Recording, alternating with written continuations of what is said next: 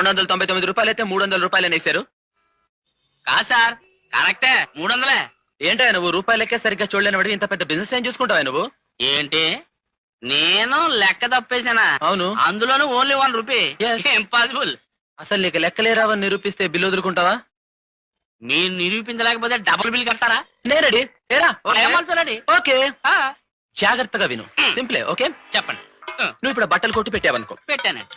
నీ షాప్ కు 3 వ్యక్తులు వచ్చారనుకో. వచ్చారు. ఓకే, 3 వ్యక్తులు తలో 10 రూపాయలు వేసుకుని 30 రూపాయలు పెట్టి 3 హ్యాండ్ కర్చీఫ్స్ కొన్నారు. కొన్నారండి.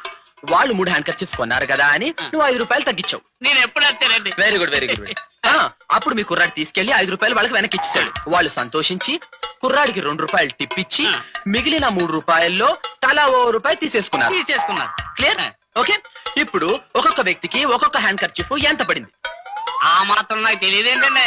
10 రూపాయలు తల రూపాయి వెనకొచ్చింది కాబట్టి 9 రూపాయలు అయిందండి. ఓకే, 3 9 ఎంత? 27 అండి. కుర్రాడికి టిప్ ఎంత ఇచ్చాము? 2 రూపాయలు. ఇప్పుడు 27 ప్లస్ 2 ఎంత? 27 ప్లస్ 2 29 రూపాయలండి. మరి రూపాయి ఏమైంది?